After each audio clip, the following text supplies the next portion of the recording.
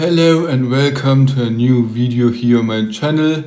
Today I'm presenting to you my part 27 of my story Pandora and the Eternal War. I hope you like my story. This story will contain a little bit nudity. That is secondary because my story should be a little bit realer than other stuff. Then this is not an anime story where clothing are weirdly intact after a long battle. But I don't want to beat around the bush so much and start right with the story. If you don't want to listen to it, it's fine. This is only my warning. That's a little bit erotic content if you would say nudity is erotic. As Pandora stands there, the invisible force radiating from her, the oppressive weight of her aura, though unseen, feels like being crushed miles beneath the ocean's surface. There's also a paradoxical sensation, as if she shouldn't exist or something about her is fundamentally wrong. What a bizarre aura. It's not just that paradoxical vibe, but countless overlapping signatures of superpowers, thinks Nightmare Dragon, scrutinizing her. It's like putting a dozen heroes in the exact same spot and compressing them together. Fall back, Nightmare Dragon. Encryption's down. The power she uses to intercept radio waves belong to a hero in our database, so she can't hear our current comms. Fleer, you've got seconds, orders a commanding voice through his earpiece. Nightmare Dragon beats his wings, whipping up dust, and hurtles backward, just as a pale blue glow appears high overhead. It's still impossibly distant, yet even he senses imminent danger. Seconds later, a blinding white beam rips through the clouds, parting them like curtains. Pandora has no time to evade. The energy strike hits her squarely, vaporizing everything around her. The ground bubbles and a crater yawns open where she once stood, molten rock shimmers for meters in every direction. Damn, have the Hero Association brass gone insane? You can't fire an orbital laser in the middle of a city. Those buildings will need hours to rebuild, let alone the casualties if they fire again or hit a residential area, Nightmare Dragon thinks, horrified. He waits until he's certain no civilians remain. All foot soldiers have fled, leaving only 2 A-rank heroes. So, that's it, he asks aloud, incredulous. Magno shoots him a reproachful look, as if that's the worst thing he could say right now. Just then, the beam intensifies, forcing them to pull back further. In that moment, it clicks in Nightmare Dragon's mind. I hope she didn't survive that. It'd be terrifying if that blast still liquefies everything within 50 meters.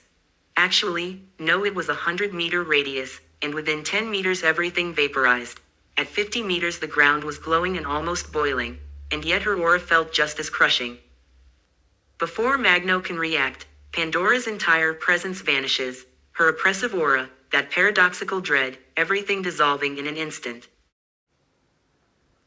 What the hell just happened? Why did she just vanish? Her powers shouldn't disappear like that. Normally when someone dies their abilities fade gradually, not vanish instantly. Murmurs the A-rank hero Nightmare Dragon as he realizes something is fundamentally wrong.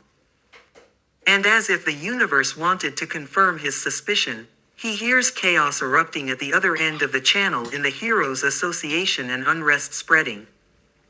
For the first few seconds it is total chaos, then Nightmare Dragon hears a few voices in the background saying she's outside the atmosphere. A few others say that she obviously has teleportation. Damn it! Why does she also have teleportation? So this is probably the same ability used to teleport that thing, Astralis. Shouts someone in the commanders, retreat. Bad news, she's almost reached the space station, someone says in the background. While the heroes on site stand frozen at the sight of the destruction the short fight has unleashed, they hear commanders over the comms order the orbital laser to fire again, but the situation makes that impossible. The light building up in the sky as the orbital laser recharges reminds every A-rank hero present in the city that the laser could hit any location here. Magno watches the air ripple, and Starlight, who is the same rank and is flying toward them, appears. A heroine who can form constructs from pure light and launch light-based attacks that can reach temperatures up to 15,000 degrees Celsius. We could have used your help a little earlier, but I guess nothing can be changed about that now. We've already lost a few heroes, says Nightmare Dragon, relieved to see Starlight finally arrive. More heroes come and join them. Alongside Starlight is Twilight, the shadow hero who possesses an extremely rare teleportation ability. His power to manipulate shadows includes linking shadows together and creating portal-like passages, which is very useful. Something's wrong with Starlight, Nightmare Dragon thinks, noting that she seems a little emotionless and her power feels slightly weaker than usual, which is odd because she doesn't appear exhausted, she looks fully recovered. There's no sign of fatigue on her face. We have a plan if she comes back, but first we should try to block the space station's debris, says a childlike voice from Starlight's mouth. It is clearly not Starlight's voice. It's a completely different voice that few recognize, but the ability is immediately identified, and the person behind it is known by name, at least on paper, even if few have met them.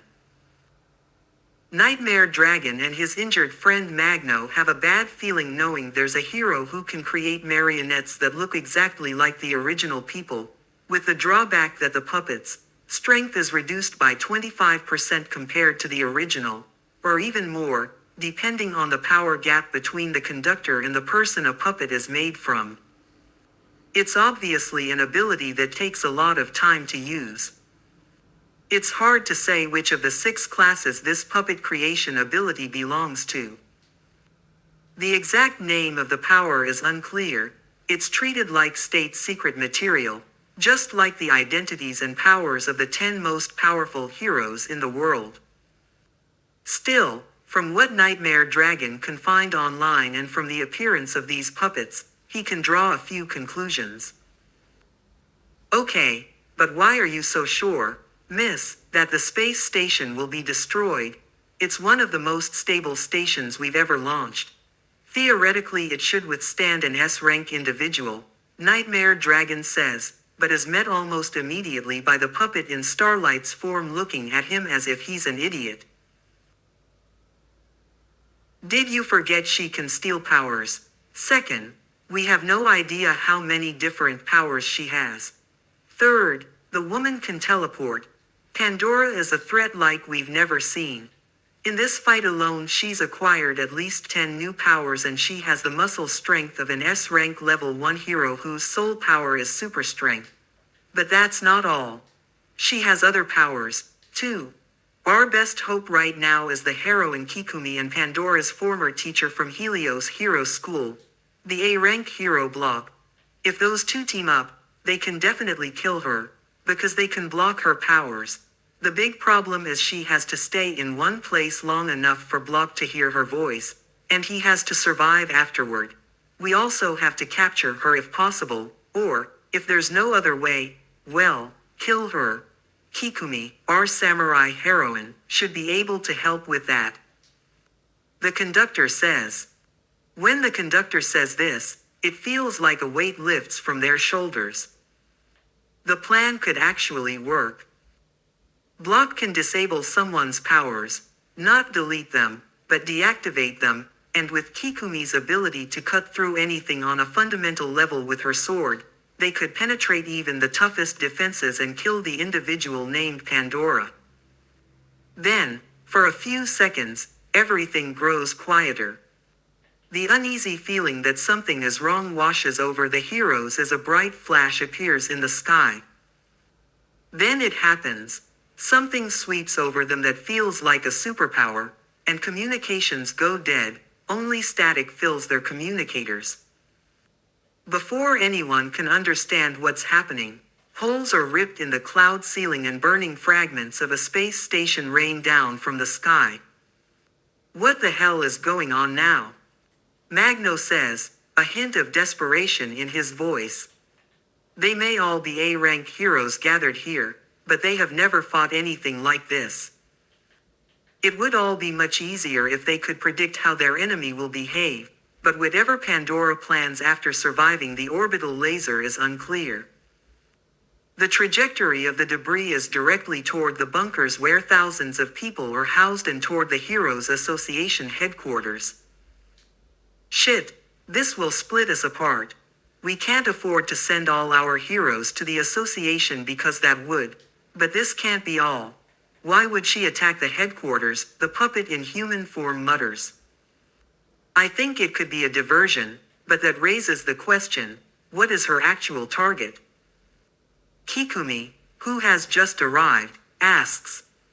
Confusion over where Pandora is hiding and what her plans are overwhelms them. It isn't just that Pandora is a crazed supervillain who has killed many people or that her power to steal abilities seems to have no limits, it's the intelligence she displays. Pandora is more than a simple supervillain or a deranged assassin because she never stays in one place long enough to let them mount a plan against her, and she seems to be able to detect where the people who could threaten her are. Even if she might have the power to kill the A-rank hero Block, she never lingers in his vicinity long enough for him to use his ability on her. As the earlier fights show, she once briefly tried to kill Block and then fled immediately, showing she isn't stupid or obsessed with one thing to the point of weakening herself by staying put long enough to be trapped. Shit, she's after me. Hurry, come and help, says the puppet in Starlight's appearance. Everything happens too quickly. No one has time to collect themselves when a fragment breaks away from the others, black wings form on the figure, and in the next moment the winged shape explodes with force as it plummets toward a small, nondescript house. When the winged figure hits the building in the distance, it collapses instantly. At the same time, several heroes burst from the rubble and, without emotion, attack the assailant. Shit, she found my real body. But how? The conductor accidentally murmurs through the mouth of her marionette, to the A-rank heroes who were supposed to stop Pandora and hold her until she could be captured. But the conductor, in her real body, tries to flee. It's something she hasn't had to do in a long time, and it gives her that old, sick feeling of helplessness she felt before her powers developed. Damn, how did she find me? And why does she desperately want to kill me? She thinks as she runs as fast as she can while her marionettes keep Pandora occupied. The air is thick with the smell of death, fire, and ash. The conductor has seen a lot in a world where humans and animals possess superpowers, but she has never seen anything like this. Someone who can steal abilities simply shouldn't exist, according to everything the world understands. But Pandora's existence and the world do not care. The question the conductor must now ask herself is what on earth she did that has anything to do with Pandora and could make her this furious. The ground trembles and cracks as Pandora slams down with unnatural force and charges toward the conductor, but the four marionettes who throw themselves in front of her just barely slow her enough for the marionette in Starlight's form to land a hit that pulls her back. I don't know how she managed all of this, but she hates me more than she hates the heroes, the conductor thinks as she watches Pandora shatter the chains of light around her and barrel onward. This isn't okay. I can't escape like this. But what did I do to make her so angry? I only did my job as a tragic advisor of the inner circle. I hardly ever dealt with vampires. I was barely on the front lines, so I couldn't have had anything to do with her, the conductor thinks, and then suddenly it clicks. Blood runs cold through her veins as she realizes the truth. It was so clear and yet so hard to see. The evidence lay before her the whole time, but she simply hadn't allowed herself to believe it. And there is something else. Something's off about this case. It's hard to focus when someone is constantly trying to take your life. Die. Pandora screams, full of hatred, as she lunges at the conductor. The conductor barely avoids the attack, but then the ground shakes like an earthquake. Houses tremble and collapse from a single blow by Pandora. It's clear her power must be at least A rank or S rank. The strength of this vampire keeps growing throughout the fight, typical for vampires, but this one seems several times more dangerous than anything they've faced before. By vampire standards, Pandora is practically still an infant. This is not normal. If my suspicion is correct, her power comes from being the daughter of a vampire noble. But if that's the case, why could we kill him so easily? I mean, that can't be entirely true. Even a weakened vampire at that level should still be able to hold off 5S rank heroes. We could kill her as if she were only a half vampire. Still, that wasn't easy. She killed 25 B rank heroes and seriously injured 5 A rank heroes. Yet, the conductor thinks as she runs, using her power to swing away and propel herself like Spider-Man from an old comic, but the marionettes won't hold out much longer. It may be pure waste to use her power just to swing, but when you might die otherwise, she'd always choose waste over death. As she swings away, she sees something she didn't expect. The Heroes Association is under attack, even at the most secure location in the city. The Heroes Association headquarters has indeed been struck.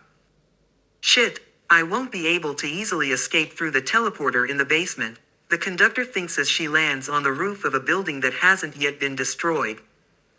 Then a purple-black explosion of chaos energy flares up and rips a section from the stable building before her. Although chaos energy crystallizing into explosive crystal is not new, it is very strange to see those crystals in this part of the city, a place where paranormal powers don't normally collide with anything that would crystallize chaos energy, especially not the Heroes Association headquarters. When that sinks into the conductor's mind, she realizes this situation is far more chaotic and problematic than she had imagined. If the city had already looked like it was on the brink of total ruin, the conductor must now admit it looks less like a city and more like a pile of rubble. Apart from a handful of intact buildings, the scene where Pandora fought seems to have left nothing but debris and ash. This is a disaster. Even if I get out of here, I won't sleep peacefully until I know how Pandora found me, the conductor thinks as she suddenly notices multiple signatures of paranormal power changing in ways she hadn't observed in the earlier chaos. The signatures become more varied and chaotic, much like Pandora's aura, but if Pandora's aura resembles a patchwork of countless powers, these other, slightly weaker signatures look like a patchwork made of only a few patches, 2 or 3 colors at most. The individuals with the most powers among this newly appearing group have 5 abilities each, a number that is highly improbable. Even across all humanity, the probability of more than a handful of people having 4 different powers is nearly 0, let alone 5. Fuck, comms are fucked. We can't communicate anymore, and the Heroes Association headquarters is under attack while the rest of the city is more or less fucked. There won't be a victory here. I can't even tell how many heroes are left. And until the marionettes I created from other locations get here, which will take quite a while, I can't stand against Pandora alone, the conductor thinks as she twists a quarter turn to face her pursuer, only to her frustration see that 2 of her marionettes have already been destroyed and lie in pieces on the ground while the others continue fighting, exhausted. Seeing this, the conductor admits that Pandora is not as predictable as the villains she's faced before. A mixture of excitement and fear pushes the conductor to think quickly and sharply about how to get out of this. I think your mother must still be alive, Pandora, or should I call you Cascard, the conductor says through the mouth of her female marionette in Starlight's form. This puppet proves surprisingly effective against Pandora because it doesn't fall for simple illusions and its light constructs clearly make it difficult for Pandora to move or to destroy the constructs. Shut your fucking mouth, you scum of heroes. Pandora snaps as she turns toward the Starlight marionette and narrowly avoids the attack. The attack looks like a shimmering cloud of light particles, but it is as deadly as it is beautiful. Each tiny light particle later expands into a blinding, scalding flare. Not quite an explosion, but certainly not pleasant to experience. It's hot enough to melt stone and burn skin. Aurora may be ruthless, vengeful, and arrogant, but she's not stupid enough to stand through an attack she can dodge or to announce her moves in advance with special technique names like Starlight Fall. Whether to Pandora's detriment or the conductor's advantage, it seems that her opponent isn't foolish enough to shout those names aloud, which is a pity. That would have given a few moments of warning. I mean, just think about it. If your mother is as strong as she must have been to have you, and I can imagine there must have been a price, especially a price of power, because your mother can't be as strong as she was before your birth, then she couldn't simply have been overwhelmed by a handful of weak A and B rank heroes. Vampires are extremely hard to kill even without magic, so there's no sense in why your mother couldn't hold off S rank heroes.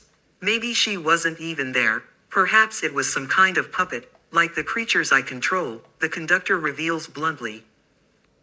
Even while Pandora gains a momentary breath and realizes the marionettes aren't attacking but are trying to speak, she knows time is vital and reinforcements could arrive at any moment. Still, Pandora can't help but think that something about this is strange as she recalls her parents' deaths. Her mother was the most powerful of all vampires and even weakened by a fifth should not have been so easily defeated by a few S-rank heroes. She had once been strong enough to hold off someone who could manipulate natural laws, the most powerful human hero. Something doesn't add up. And even if my mother became a fifth weaker when I was born, it doesn't make logical sense that she would be so weak that A-rank heroes could defeat her, or even S-rank heroes. After all, she was once strong enough to defeat or hold off someone who could manipulate the laws of nature. That was the strongest human superhero. So something is wrong. Could it really be that my mother wasn't there when my father died? But why didn't she reach out to me? Where is she then? Pandora of Bloodfallen thinks as she recognizes that something isn't quite right. She has been consumed by her own hatred for the heroes in this society, so obsessed with revenge that she hadn't allowed herself to consider that the story might not be accurate. It might have been possible that her mother fought someone of her level beforehand and was significantly weakened, but Pandora cannot remember. Still, Pandora cannot let go of her hatred for this society, and especially not for the person who, even if childish in manner, ordered the death of her father Elias, the traitor. Then everything happens very quickly. A small fluctuation of paranormal power intensifies to her left, and Pandora realizes someone slipped up on her while she was lost in thought, something that could happen even to her. But this is more problematic than she expects when she recognizes Nightingale approaching, the S-rank heroine of fantasy and dreams. Shit, I have to beat her before she can do anything. Physically she shouldn't be as strong as Sekhmet, Pandora thinks as she catapults herself toward Nightingale and leaves an illusion of herself hovering in the air, appearing to ponder, while her true body becomes invisible. Pandora doesn't care that, in an indirect sense, her armor of self-grown scales would still leave her effectively naked by definition. Her body, however, is currently metallized and appears made of silvery metal, which gives her some distance from that nakedness. Pandora focuses all her power into one strike, combining arcanese, electrokinesis, pyrokinesis, and plasmokinesis into her hand and cloaking it in white flames that concentrate around her fist. As she strikes, she sees a blurred streak coming from her side. A blow hits her with enough force to snap her ribs even in her hardened state and hurl her through multiple rubble mounds, cutting a trench into the ground. She doesn't stop until she crashes through a skyscraper, pulverizing chairs, tables, and walls before emerging from the other side. Only then does she slow enough to watch the skyscraper collapse before her eyes. At least I'm now out of Lady Nightingale's range and she can't trap me in illusory worlds. 1 point for me, even S-rank heroes have limits. They can't do what lies outside their powers. These people can die, and there are more S-rank heroes than I thought. But perhaps not every ability that reaches that power rank is actually useful, Pandora thinks as she spreads her wings and beats them gently to avoid falling. When Pandora scans the battlefield to get a clearer picture of the situation, her ultrasonic and infrared senses let her perceive everything within 100 meters with crystal clarity, at the speed of sound, without color but still perfectly discernible. Her infrared sense proves only moderately useful in this chaos, especially when she doesn't know what to look for. There aren't any strong heat sources where there shouldn't be. But somehow I still have the feeling this won't be all, Pandora thinks. Even with comms down, the heroes should be able to organize a little. She realizes this is far too easy. Floating in the air with her wings beating softly, Pandora notices how quiet it has become. With every flap her wing bones crack, producing an eerie, rattling sound.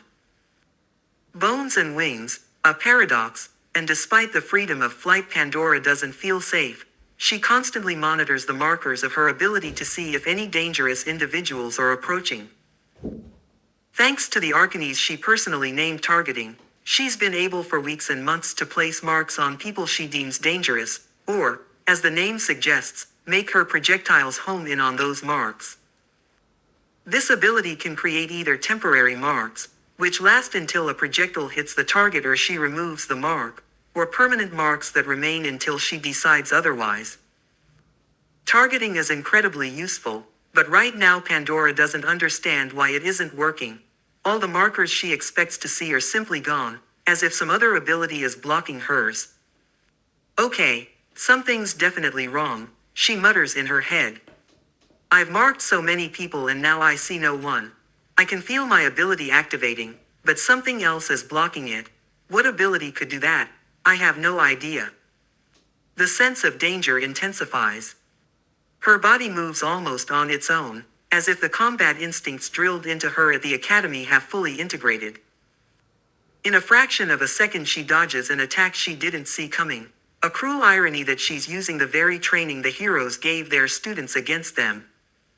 All the martial arts and resources invested in her are now biting those heroes in the ass. Then she sees it, a thin, golden thread of light stretching from another building, specifically from a rooftop where the person Pandora most desperately wants dead is standing. The murderer of her family, the one who set her on this path. Even now Pandora can't entirely blame only that woman. Some of the conductor's words had a ring of truth. It made no sense that the strongest vampire, even weakened, would be so easily defeated by a handful of A-rank heroes. As Pandora dodges, more golden threads fly toward her from different parts of the area. It isn't only that she's unsure what these attacks are, it's that an S-rank hero is doing this, not some weak underpowered fighter who happened to hit an S-rank level. This is someone with a diverse and frighteningly precise power, the conductor, who can create puppets and control golden threads. These aren't two separate abilities but different manifestations of the same power. That makes Pandora cautious. There may be aspects of this ability she doesn't understand yet. As if the universe wanted to taunt her further, Pandora glimpses a faint shimmer forming in the air, a surface like a soap bubble that quickly tries to wrap around her like an egg. Pandora isn't keen on falling into what might be the only ability in her class that could truly endanger her, the 1K class from Helios Academy. When she beats her wings, the bones click and the black-violet flames that lick her skeletal wings hiss. With a catapulting stroke she rockets into the sky and tears through a few golden threads, but they slice deep into her flesh and, even with automatic regeneration boosted by multiple abilities, it still hurts. Damn, these people are really good at adapting, Pandora thinks, just before something massive and hard crashes down and throws her to the ground. The world around her blacks out for a moment as everything nearby is pulverized, buildings and cars are smashed flat. That single second of unconsciousness is all her enemies need to imprison her. A soap bubble-like field forms around her and the space itself becomes rigid and unchangeable, as if the universe were freezing only inside that bubble. In the next moment dozens of golden and red chains wrap around her. Another construct of pure light descends behind Pandora and the golden red chains bind her to a cross and to the surroundings. There are hundreds of chains. No single power would have been enough to hold Pandora, but the frozen space makes movement difficult and only very strong or fast people could move inside it, combined with a web of heavy chains and a cross that restricts movement further, even she struggles. To make sure, the A-rank hero Pandora fears most steps forward as she comes to. Seeing the cross and how restricted she is, Pandora recognizes that a split second of inattention cost her freedom. Still, she doesn't believe the situation is hopeless. Stop, Pandora, this doesn't have to go on. We can talk, says the A-rank hero block, raising his hand to avoid looking directly at Pandora as her hardening stops and the scales on her body begin to crumble away. Pandora's hardened form slowly reverts from metallic armor back to human flesh, and for the third time since the fight began she finds herself completely naked, something that embarrasses others more than it embarrasses her. She wants to speak but finds it difficult. Her hatred, however, is visible in her eyes even though she can hardly move. To her surprise, another soap bubble appears inside the frozen space and frees her head. I hope you idiots don't think you can just arrest me like this. Look around you. Do you really believe the stories you were told? These fairy tales of perfect heroes. If this were a perfect world, I wouldn't have snapped and you wouldn't treat someone who lost their parents like a criminal for trying to fix this twisted world, Pandora says, and she watches the confused expressions on some of her classmates' faces, which Pandora finds a little paradoxical. Why does the Heroes Association or any professional hero think it a good idea to send a few students against a definitely psychotic girl like her? Looking down at herself while the heroes resume their righteous, idealistic speeches about law and order, most of them convinced they're doing the right thing. Pandora notices chains wrapped around her breasts and genitals to spare her too much embarrassment. These chains are really weird. I don't feel them unless I push against them. That's strange, she thinks. I suppose it's time for Plan B. I wish the power that's blocking my abilities would itself be blocked.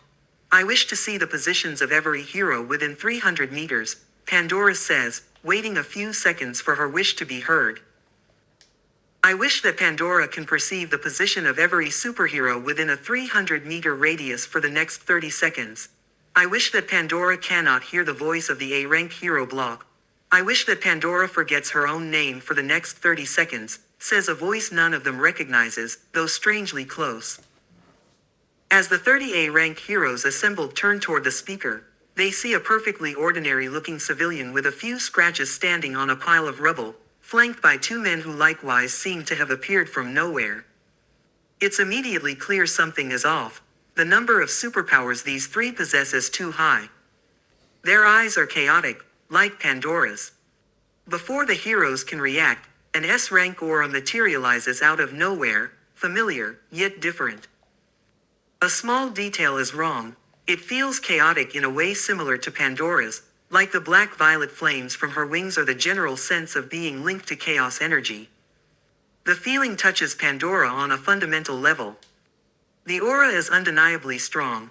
It's Camilla, the supposedly missing daughter of the world's strongest human, the S-rank hero Starbreaker, the man whose muscle strength is enough to destroy cities.